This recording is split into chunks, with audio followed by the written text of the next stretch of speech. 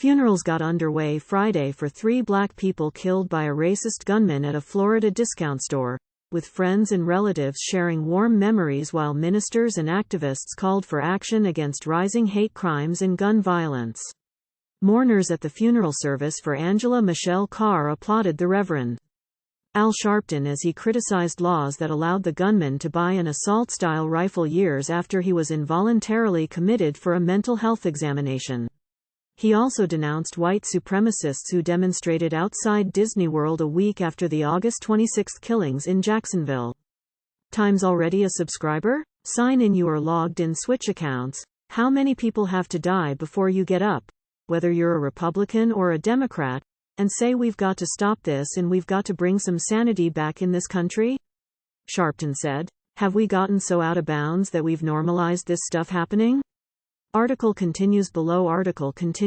Carr, 52, worked as an Uber driver and was sitting in her idling car outside a Dollar General store when she was shot multiple times. The gunman then went inside and killed A.J. Laguerre, a 19-year-old store employee, as he tried to flee. Jerrald Gallion, 29, was fatally shot after walking through the front door with his girlfriend, who escaped. The shooter, Ryan Palmeter, killed himself. Jacksonville Sheriff T.K. Waters said 21-year-old Palmeter targeted his victims because they were black and left behind white supremacist ramblings that read like, The Diary of a Madman. On Friday, Gallion's 4-year-old daughter sat with her maternal grandmother in the pews at Carr's funeral. Jacksonville Mayor Donna Deegan also attended the service at the Bethel Church, where the pastor thanked Jacksonville's sheriff for providing extra security.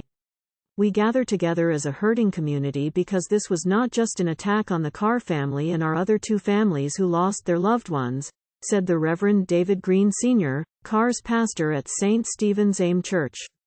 This was an attack on our entire community. Carr was remembered during the church service as a devoted mother of 3 grown children who was loving but also fiercely tough.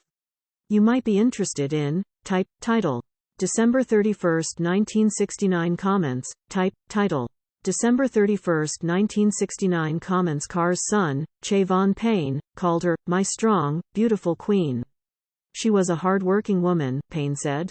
I watched her do everything as a child. We talked every day no matter what. Mad, sad, happy, it didn't matter. Article continues below. Tommy Dixon said he met Carr nearly 30 years ago when he bought a house next door to her brother. Carr, Dixon said, would defiantly park her car in his yard.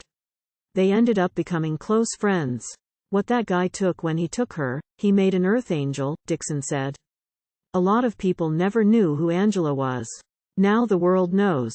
While they insisted the focus should be on Carr's life, ministers speaking at her funeral repeatedly criticized Florida Governor Ron DeSantis, a Republican presidential candidate who had made a war on woke a central issue of his campaign while downplaying the existence of racism.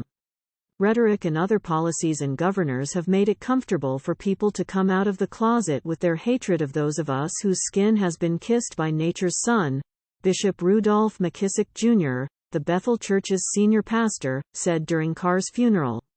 DeSantis' campaign has dismissed those who say he has emboldened white supremacists like the Jacksonville shooter. The governor attended a Jacksonville prayer vigil the day after the shootings and told the crowd, "We are not going to let people be targeted based on their race." The funeral service for Laguerre was also held Friday at a different Jacksonville church. Laguerre graduated from high school last year and worked at Dollar General to help support the grandmother who raised him and his 4 siblings after their mother died in 2009.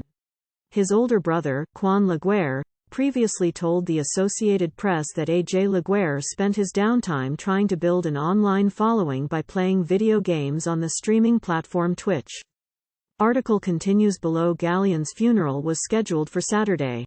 His family called him a doting father who worked 2 to 3 jobs, including as a restaurant manager, to provide for his young daughter, Angela Gallion.